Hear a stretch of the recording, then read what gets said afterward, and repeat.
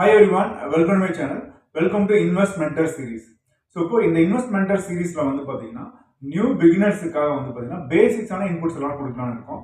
So already உங்களுக்கு வந்து நிறைய இன்வெஸ்ட் பண்ணியிருந்தீங்கனாலுமே கூட இதை பார்த்தீங்கன்னா உங்களுக்கு ஒரு ஐடியா பெட்டர் ஐடியா கிடைக்கும். நம்ம கரெக்டான டைரக்ஷனில் போயிட்டு இருக்கமான்ற ஒரு ஐடியா கிடைக்கும். இல்லை நியூவாக நீங்கள் இன்வெஸ்ட் பண்ணணும்னு நினைக்கிறீங்க, இப்போ ரீசனாக ஸ்டார்ட் பண்ணியிருக்கீங்கன்னா உங்களுக்கு வந்து இதை கண்டினியூ பண்ணுறதுக்கான ஒரு கான்ஃபிடன்ஸ் உங்களுக்கு கிடைக்கும்.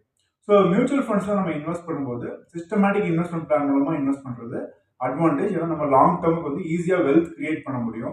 மார்க்கெட் கண்டிஷன்ஸ் பற்றி எதுவும் கவலைப்பட வேண்டியதில்லை.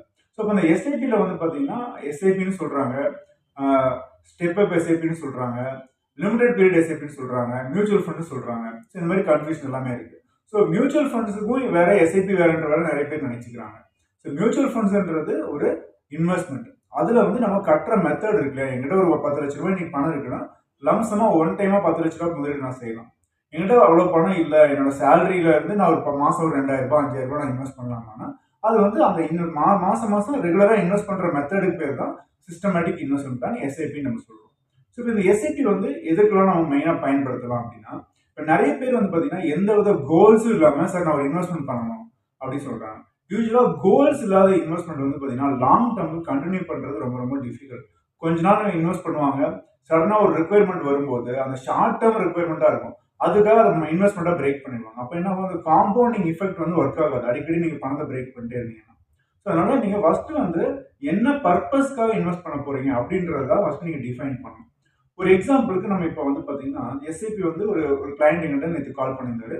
ஸோ இதே மாதிரி தான் வந்து நான் இன்வெஸ்ட் பண்ணேன் சார் அப்படிங்கும்போது என்ன பர்பஸ்ன்னு கேட்கும்போது அவருக்கு தெரியல. நான் வந்து இல்லை சார் ஜஸ்ட் ஒரு இன்வெஸ்ட்மெண்ட் தான் பண்ணணுன்றது. ஸோ அப்போ நான் ஒரு ஐடியா கேட்டேன். இப்போ வந்து சரி ஓகே, அவங்க ஃபேமிலியில் யார் இருக்காங்கன்னா ஹஸ்பண்ட் ஒய்ஃப் ஒரு குழந்தை இருக்காங்க. ஸோ இப்போ ஒரு ரிட்டையர்மெண்ட்டுக்கு நம்ம பிளான் பண்ணலாம் அப்படின்னா இப்போ ஹஸ்பண்ட் ஒய்ஃப் ரெண்டு பேத்துக்கும் எவ்வளவு செலவாகுது மாதம் அப்படின்னு கேட்டேன். ஏன்னா ரிட்டையர்மெண்ட்டுக்கு அப்புறம் வந்து பார்த்தீங்கன்னா ஹஸ்பண்ட் ஒய்ஃப் தான் மெயினாக இருக்க போகிறாங்க, கடமையெல்லாம் முடிஞ்சிருக்கும், இஎம்ஐ எல்லாம் இருக்காது நான் ஒரு அசியூம் பண்ணிக்கிறேன். ஸோ ஆஃப்டர் ரிட்டையர்மெண்ட் வந்து ஃபேமிலி லைஃப் லீட் பண்ணணும்னா ஃபர்ஸ்ட் இப்போ ஹஸ்பண்ட் ஒய்ஃபுக்கு எவ்வளோ எக்ஸ்பென்ஸ் ஆகுதுன்னு நமக்கு தெரியும். அப்போ அவர் சொன்னார் ஒரு 30,000 ரூபாய் ஆகுது சார், எனக்கும் என் ஒய்ஃபுக்கும் எக்ஸ்பென்ஸ் எல்லாம் பார்த்தீங்கன்னா ஒரு ட்ராவலிங்லாம் சேர்த்து 30,000 ரூபாய் ஆகுதுன்றாரு. ஸோ இப்போ 30,000 ரூபாய் இன்னைக்கு எக்ஸ்பென்ஸ் ஆகுது அப்படின்னா ஒரு 20 வருஷம் கழிச்சு ஒரு 6% இன்ஃப்ளேஷன் போட்டோம்னா அன்னைக்கு வந்து பார்த்தீங்கன்னா அப்ராக்சிமேட்டாக ஒரு 1 லேக் தேவைப்படும் மாதம். ஸோ இன்னைக்கு 30,000 ரூபாய் தேவைன்றது ஃபியூச்சரில் 1 லேக் தேவைப்படும். அப்போ 1 லேக் நமக்கு வந்து மந்த்லி வரணும்னா குறைஞ்சது 2 கோடி ரூபாய் வந்து வெல்த் நம்ம கிரியேட் பண்ணிடணும். அப்போ 2 கோடி ரூபாய் வெல்த் கிரியேட் பண்ணணும்னா இப்போ இருந்து மாதம் ஒரு 20,000 ரூபாய் எஸ்ஐபியில் இன்வெஸ்ட் பண்ணாங்கன்னா அவங்க வந்து அந்த 2 கோடி ரூபாய் வெல்த் வந்து ஈஸியாக ரீச் பண்ணிட முடியும் 20 வருஷத்துல. அந்த 2 கோடி ரூபாய் வந்து மாதம் வந்து அவங்க 1 லட்ச ரூபாய் வந்து விட்ரா பண்ணிக்க முடியும். ஒன்று மியூச்சுவல் ஃபண்ட்ஸ்லேயே அவங்க விட்ரா பண்ணலாம், இல்லை அந்த மணி வந்து சேஃப்டியாக எடுத்து ஃபிக்ஸ்ட் டெபாசிட்ல போட்டு விட்ரா பண்ணலாம், போஸ்ட் ஆஃபீஸில் போட்டு விட்ரா பண்ணலாம். ஸோ அது அவங்க சாய்ஸ், அந்த டைமில் நம்ம டிசைட் பண்ணிக்கலாம். பட் இப்போதைக்கு மியூச்சுவல் ஃபண்ட் இன்வெஸ்ட் பண்ணி மியூச்சுவல் ஃபண்ட்லேருந்தே கூட நம்ம எடுக்கலாம், சிஸ்டமேட்டிக் விட்ரால் பிளான் மூலமாக எடுக்கலாம். அடுத்தது என்னன்னா குழந்தைக்கு எவ்வளோ வயசு அப்படின்னு கேட்கும்போது குழந்தைக்கு வந்து ஒரு 7 வயசு அப்படின்றாரு. ஸோ இன்னொரு 11 வருஷம் இருக்கு அவங்க காலேஜ் போகிறது. ஸோ ஹையர் எஜுகேஷன் போகணும்னா ஒரு குழந்தைக்கு வந்து இன்னொரு 11 வருஷம் இருக்கு. அப்போ குழந்தைக்கு வந்து இன்னைக்கு வந்து பார்த்தீங்கன்னா ஒரு எஜுகேஷன் இன்னைக்கு வந்து ஒரு கோயம்புத்தூர் மாதிரி சிட்டியில் ஒரு பிகாம் ப்ளஸ் எம்பிஏ பண்ணுறாங்க அப்படின்னா டோட்டலாக ஒரு ரஃப்லி ஒரு 12 லட்ச ரூபா செலவாகும் இன்னைக்கு காஸ்ட் சொல்கிறேன். அப்போ ஒரு 6% இன்ஃப்ளேஷன் அதில் நீங்கள் போட்டிங்கன்னா ஒரு 11 வருஷம் கழிச்சு உங்களுக்கு எவ்வளோ தேவைப்படும்னா 23 லட்ச ரூபா தேவைப்படும். இன்னைக்கு 12 லட்ச ரூபா தேவைப்படுறது இன்னொரு 14 வருஷம் கழிச்சு அன்னைக்கு 23 லட்ச ரூபா தேவைப்படும். அதுக்கு எவ்வளோ இன்வெஸ்ட் பண்ணணும் அப்படின்னு வந்து பார்த்தீங்கன்னா மாதம் வந்து ஒரு 8,300 ரூபாய் இன்வெஸ்ட் பண்ண வேண்டியது. டோட்டலாக ஒரு 11 லேக்ஸ் இன்வெஸ்ட் பண்ணியிருப்பாங்க, ஒரு 23 லட்ச ரூபா வந்து அவங்களுக்கு கிடைக்கும் எஜுகேஷனுக்கு. அதே மாதிரி மேரேஜுக்கு. ஸோ மேரேஜுக்கு வந்து பார்த்தீங்கன்னா இன்னைக்கு வந்து ஒரு நீங்கள் ஒரு 25 பவுன் எடுக்கணும்னா குறைஞ்சது 10 லட்ச ரூபாய் இன்னைக்கு தேவைப்படுது. மேரேஜுக்கு ஒரு 5 லட்ச ரூபாய் செலவாகுதுன்னு வச்சுக்கோங்களேன். அப்போ ஒரு 15 லட்ச ரூபா வந்து இன்னைக்கு வந்து கல்யாணத்துக்கு செலவாகுது. ஸோ இன்னைக்கு 15 லேக்ஸ்ன்ற போது இன்னும் குழந்தையுடைய மேரேஜுக்கு இன்னொரு 18 வருஷம் இருக்கு. அப்போ எவ்வளோ தேவைப்படும்? 6% இன்ஃப்ளேஷன் அங்கே போட்டிங்கன்னா 42 லட்ச ரூபா தேவைப்படும். ஸோ இப்போ அந்த 42 லேக்ஸுக்கு நீங்கள் வந்துட்டு எப்படி நீங்கள் பிளான் பண்ணுவீங்க? ஸோ அதுக்கு எஸ்ஐபி முறையில் எவ்வளோ இன்வெஸ்ட் பண்ண வேண்டியது இருக்கும் 18 வருஷன்றதுனால 5,600 நீங்கள் எஸ்ஐபி பண்ணால் போதும். ஸோ 5,600 ரூபா நீங்கள் வந்து குழந்தையுடைய மேரேஜுக்கு இன்னைக்கு ஒதுக்கி வச்சீங்க அப்படின்னா டோட்டலாக ஒரு 18 வருஷத்துல எவ்வளோ கட்டியிருப்பாங்கன்னா ஒரு 12 லட்ச ரூபா கட்டியிருப்பாங்க. அவங்களுக்கு வந்து ஒரு 42 லட்ச ரூபா கிடைக்கும். ஸோ அப்போ டோட்டலாக ரிட்டையர்மெண்ட்டுக்கு 20,000 ரூபாய், குழந்தையினுடைய படிப்புக்கு வந்து பார்த்தீங்கன்னா 8,300 ரூபாய், அதே மாதிரி இவங்களுடைய குழந்தையினுடைய மேரேஜுக்கு வந்து பார்த்தீங்கன்னா ஒரு 5,600 ரூபாய். ஸோ டோட்டலாக வந்து பார்த்தீங்கன்னா ஒரு 34,000 ரூபாய் முதலீடு பண்ண வேண்டியது இருக்கும். ஸோ இது கஸ்டமர்கிட்ட சொல்கிறேன் சார், ஒரு 34,000 நீங்கள் வந்து இன்வெஸ்ட் பண்ணீங்கன்னா உங்களுடைய 3 கோல்ஸையும் நீங்கள் ரீச் பண்ணிடலாம் எஸ்ஐபி முறையில் அப்படின்னு சொல்கிறோம். அப்போ கிளையண்ட் சொல்றாரு, என்னால அவ்வளோ முடியாதுங்க. நான் வந்து அவ்வளோ இன்வெஸ்ட் பண்றேங்கின்ற இல்ல. நம்ம கமிட்மெண்ட்லாம் நெறைய இருக்கு. இப்போ ஒரு 15,000 நான் ஸ்டார்ட் பண்றேன். அதுக்கப்புறம் நான் இன்கிரீஸ் பண்ணிக்கிறேன் அப்படின்னு சொல்றாரு. அப்ப நம்ம பிளான் பண்ண வேண்டியது இருக்கு. அப்ப ரீவொர்க் பண்ண வேண்டியது இருக்கு. ஸோ எஸ்ஐபி முறையில நம்ம போனா, இந்த அமௌண்ட் இன்வெஸ்ட் பண்ணா அந்த கோல ரீச் பண்ணிடலாம். இப்போ கஸ்டமர் என்ன சொல்றாரு, என்னால அவ்வளோ இன்வெஸ்ட் பண்ண முடியாதுங்கும்போது நம்ம என்ன சொல்றோம், அப்ப வந்து ஸ்டெப் அப் எஸ்ஐபி நீங்க யூஸ் பண்ணுங்க அப்படின்னு சொல்றோம். ஸோ ஸ்டெப் அப் எஸ்ஐபின்றது என்னன்னா, இந்த வருஷம் ஒரு குறிப்பிட்ட தொகை என்ன கம்ஃபர்டபிள் அமௌண்ட்டோ அதை ஸ்டார்ட் பண்ணுங்க. அதுக்கப்புறம் வருஷம் வருஷம் அந்த எஸ்ஐபி அமௌண்ட்டை இன்க்ரீஸ் பண்ணிட்டே வாங்க அப்படின்னு சொல்றோம். ஸோ எப்படி இதை பிளான் பண்றது? இப்போ வந்து பார்த்தீங்கன்னா, இந்த 3 கோல்ஸ் நம்ம ஆல்ரெடி டிஃபைன் பண்ணியிருக்கோம். இதுல ஷார்ட்டஸ்ட் கோல் எது அப்படின்னா, குழந்தையோட எஜுகேஷன். ஸோ குழந்தையோட எஜுகேஷனுக்கு வந்து பார்த்தீங்கன்னா, இன்னும் ஒரு 11 இயர்ஸ் தான் இருக்கு. ஸோ அப்போ அவர் கஸ்டமர்ட்ட கேட்குறது, இப்போ எவ்வளோ சார் உங்களால் பண்ண முடியும்னு கேட்கும்போது, ஒரு 15,000 இப்போ நான் ஸ்டார்ட் பண்றேன்.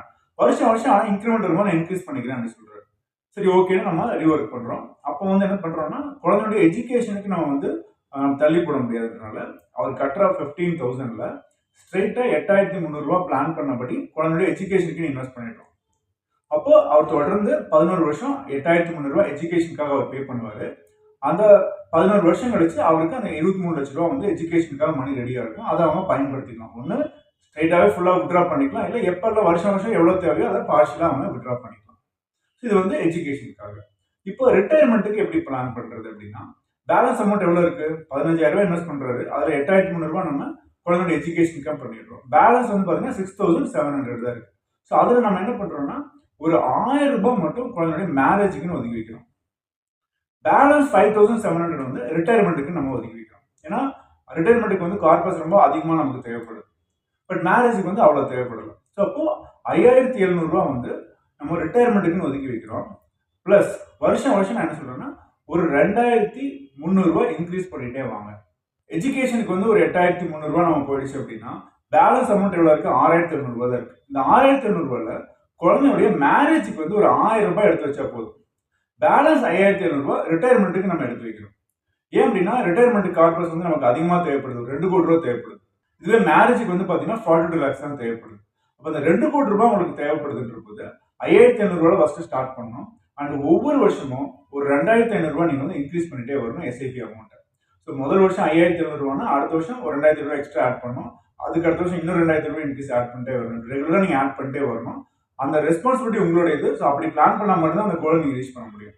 ஸோ அப்படி ரெகுலராக நீங்க பண்ணிட்டு வந்தீங்கன்னா, நீங்க வந்து ரூ. 2,00,00,000 டார்கெட்டை அதே 20 வருஷத்துல மேக் பண்ணிட முடியும். ஆனா இந்த ரெண்டாவது மெத்தட்ல எஸ்ஐபி ஸ்டெப் அப் மெத்தட்ல நீங்க அதிகமா டோட்டலா பே பண்ணீங்க. நீங்க ஃபர்ஸ்ட் மெத்தட்ல வந்து பாத்தீங்கன்னா ரூ. 20,000 நீங்க 20 வருஷம் பே பண்றீங்கன்னா, நீங்க டோட்டலா வந்து ஒரு 48 லேக்ஸ் தான் பே பண்ணிருப்பீங்க. ஒரு ரூ. 2,00,00,000 அப்ராக்சிமேட்டா கிடைக்கும். பட் இதுல வந்து பாத்தீங்கன்னா நீங்க இந்த ஸ்டெப் அப் மூலமா போகும்போது நீங்க 70 லட்ச ரூபாய் இன்வெஸ்ட் பண்ணுவீங்க. ஆனா அதே ரூ. 2,00,00,000 உங்களுக்கு கிடைக்கும். பட் முடியாதவங்களுக்கு இதுதான் ஆப்ஷன். ஏன்னா இனிஷியலா வந்து என்னால அதிகமா பே பண்ண முடியாது ரிட்டையர்மெண்ட்டுக்குன்றவங்களுக்கு வருஷம் வருஷம் இன்க்ரீஸ் பண்றது தான் ஆப்ஷன். அட்லீஸ்ட் இந்த மாதிரி மெத்தட்லயாவது நம்மளால ஒரு 20 வருஷத்துல ரூ. 2,00,00,000 வெல்த் வந்து கிரியேட் பண்ண முடியும். இது வந்து ஸ்டெப் அப் எஸ்ஐபி. நெக்ஸ்ட் வந்து அதே மாதிரி சைல்டுடைய நம்ம வந்து மேரேஜுக்கு வந்து பாத்தீங்கன்னா ரூ. 1,000 நம்ம எடுக்க வச்சிருந்தோம் இல்லையா? அந்த ரூ. 1,000 ஃபர்ஸ்ட் இயர் ஸ்டார்ட் பண்ணணும். அண்ட் எவ்ரி இயர் அந்த மேரேஜுக்காகவும் இன்னொரு ரூ. 1,000 இன்க்ரீஸ் பண்ணிட்டே வரணும். ஸோ டோட்டலா ஃபர்ஸ்ட் இயர் வந்து 15,000 அவர் ஸ்டார்ட் பண்ணுவாரு. அதுக்கு அடுத்த வருஷம் வந்து ஒரு ரூ. 1,000 குழந்தையினுடைய மேரேஜுக்காக எக்ஸ்ட்ரா எடுத்து வைக்கணும். அதே மாதிரி 2,500 ரிட்டையர்மெண்ட்டுக்காக எடுத்துக்கணும். ஸோ வருஷம் வருஷம் ரூ. 3,500 வந்து அவர் இன்க்ரீஸ் பண்ணிட்டே வரணும் அவருடைய இன்வெஸ்ட்மெண்ட் கோல்ஸுக்காக. இது வந்து step up SIP method. So அப்படி இன்வெஸ்ட் பண்ணிட்டு வந்தாலும் இந்த ₹1,000 ஃபர்ஸ்ட் குழந்தையுடைய மேரேஜுக்கு ஸ்டார்ட் பண்ணி வருஷம் வருஷம் ரூ. 1,000 இன்க்ரீஸ் பண்ணிட்டு வந்தாலும் 18th இயர்ல வந்து பார்த்தீங்கன்னா அந்த 42 லேக்ஸ் கோலை ரீச் பண்ணிட முடியும். ஸோ எஸ்ஐபி முறையில விட ஸ்டெப் அப் எஸ்ஐபி முறையில நம்ம கொஞ்சம் அதிகமாக நம்ம பே பண்ணுவோம். பட் ஆனால் அந்த கோல்ஸ் நம்மளால ரீச் பண்ண முடியும். ஸோ இப்பெல்லாம் யாருனாலலாம் இப்போ என்னால் ஃபுல் அமௌண்ட் பே பண்ண முடியாதுன்னு நினைக்கிறவங்க இந்த ஸ்டெப் அப் எஸ்ஐபி முறையில் நீங்கள் போகலாம். இப்போ வந்து தேர்ட் ஆப்ஷன். தேர்ட் ஆப்ஷன் என்ன அப்படின்னு வந்து பார்த்தீங்கன்னா லிமிடெட் பே எஸ்ஐபி. சப்போஸ் இப்போ நம்ம ஃபர்ஸ்ட் மெத்தடில் என்னன்னா யாருனால கம்ஃபர்டபுளாக அந்த 34,000 பே பண்ண முடியுதோ அதை வந்து அவங்க ஸ்டார்ட் பண்ணலாம். செகண்ட் மெத்தடில் என்னன்னு பார்த்தீங்கன்னா யாரெல்லாம் பே பண்ண முடியலையோ அவங்க வந்து ஃபர்ஸ்ட் ஒரு அமௌண்ட்ல ஸ்டார்ட் பண்ணிட்டு எவ்ரி இயர் வந்து நீங்க இன்க்ரீஸ் பண்ணிட்டே வரலாம். தேர்ட் மெத்தட் வந்து பாத்தீங்கன்னா எங்களோட மணி நிறைய இருக்கு. இந்த கோல்ஸை நான் ரீச் பண்ணணும். என்னால இந்த 18 வருஷம் 20 வருஷம்லாம் கட்ட முடியாது. என்னால ஷார்ட் டேர்ம்ல நான் கட்டி முடிக்கணும். 5 வருஷம் இல்ல 10 வருஷத்துல நான் கட்டி முடிக்கணும். அதுக்கு ஆப்ஷன் இருக்கா அப்படின்னு கேட்கறவங்க இருக்காங்க. ஸோ அவங்களுக்கு வந்து இந்த மெத்தட் வந்து யூஸ்ஃபுல்லா இருக்கும். ஸோ இப்போ நீங்க வந்து ரிட்டையர்மெண்ட்டுக்கு வந்து பாத்தீங்கன்னா ₹2,00,00,000 நம்ம வந்து வெல்த் கிரியேட் பண்ணணும்னு சொல்லியிருந்தோம் 20 வருஷத்துல.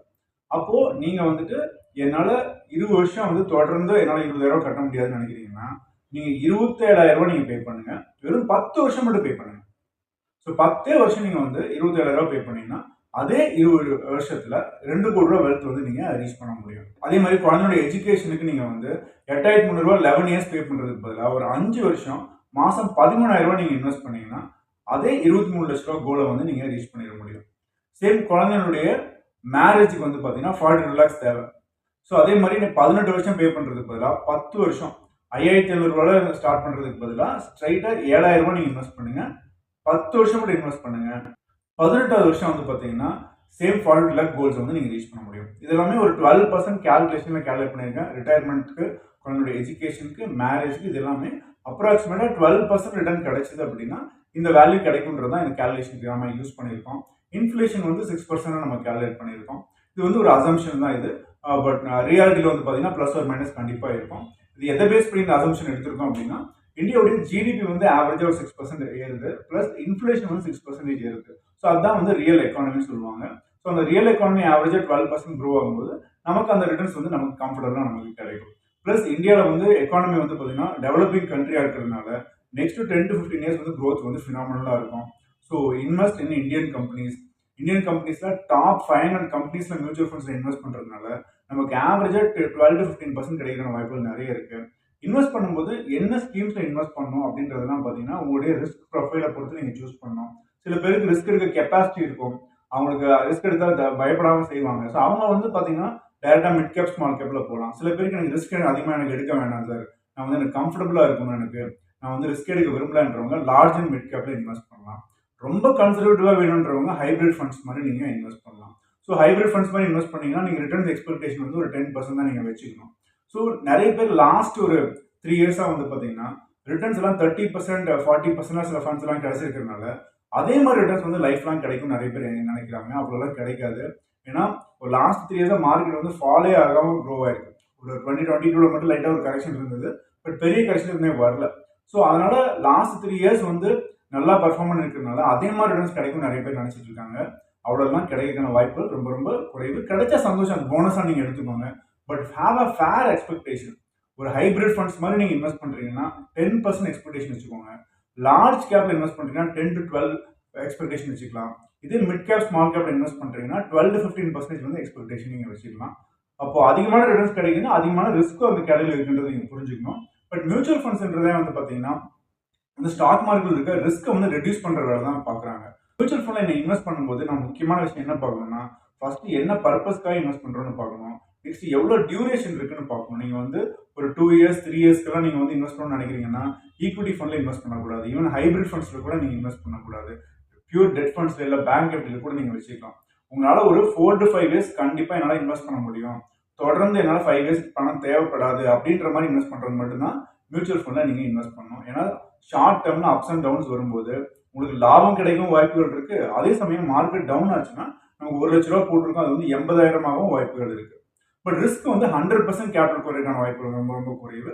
ஸோ நீங்கள் இந்த ரிஸ்க் எல்லாமே புரிஞ்சுட்டு ஒரு ப்ராப்பரான கைடன்ஸில் நியூ இன்வெஸ்டர்ஸ் வந்து இன்வெஸ்ட் பண்ணுங்க. ஸோ இன்னைக்கு வீடியோவில் உங்களுக்கு வந்து SIP, step up SIP, so அதே மாதிரி லிமிடெட் பே எஸ்ஐபி பற்றி நீங்கள் தெரிஞ்சிருப்பீங்க. ஸோ லிமிடெட் பே எஸ்ஐபி வந்து யாருக்கு கம்ஃபர்டபுள்னா என்கிட்ட நிறைய பணம் இருக்குது, என்னால் கம்ஃபர்டபுளாக அதிகமான அமௌண்ட் இன்வெஸ்ட் பண்ண முடியும், ஷார்ட் டேர்மில் இன்வெஸ்ட் பண்ணி நிறுத்திக்கிறேன்றவங்க நீங்கள் வந்து ஸ்டெப் லிமிடெட் பே எஸ்ஐபி போகலாம். என்னால் கம்ஃபர்டபுளாக பே பண்ண முடியும் நீங்கள் சொல்கிற அமௌண்ட்டு அப்படின்னா நீங்கள் வந்து ஸ்ட்ரெயிட்டாக எஸ்ஐபி போகலாம். இல்லை என்னால் அவ்வளோ அமௌண்ட் பே பண்ண முடியாது சார், 50% இல்லை 60% பே பண்ண முடியும்னா என்ன கம்ஃபர்டபுள் மட்டும் ஸ்டார்ட் பண்ணுங்கள். வருஷம் அந்த எஸ்ஐபி மட்டும் இன்க்ரீஸ் பண்ணிட்டே வாங்க, உங்கள் கோல்ஸை நீங்கள் ரீச் பண்ணிடலாம். ஸோ உங்களுக்கு மியூச்சுவல் ஃபண்ட்ஸில் எங்கள் மூலமாக இன்வெஸ்ட் பண்ணனாலோ இல்லை உங்களுக்கு மியூச்சுவல் ஃபண்ட் இன்வெஸ்ட் பண்ணுறது எந்த ஸ்கீம் இன்வெஸ்ட் பண்ணால் கரெக்டாக இருக்கும்னு தெரியணும் அப்படின்னா கீழே இருக்கிற வாட்ஸ்அப் நம்பருக்கு காண்டாக்ட் பண்ணுங்கள். எங்கள் டீம் வந்து உங்களுக்கு கைட் பண்ணுவாங்க. ஸோ இந்த வீடியோ பிடிச்சிங்கன்னா ப்ளீஸ் லைக் பண்ணுங்கள், ஃப்ரெண்ட்ஸுக்கு ஷேர் பண்ணுங்கள். இந்த சேனல் சப்ஸ்கிரைப் பண்ணாமல் ப்ளீஸ் சப்ஸ்கிரைப் பண்ணுவோம். கீழே இருக்கிற ஆல் பட்டனை கிளிக் பண்ணுங்கள். அப்போ தான் நம்ம எந்த வீடியோ அப்லோட் பண்ணணும் நோட்டிஃபிகேஷன்ஸ் வரும். எந்த வீடியோ நீங்கள் மிஸ் பண்ணாமல் பார்க்கலாம்.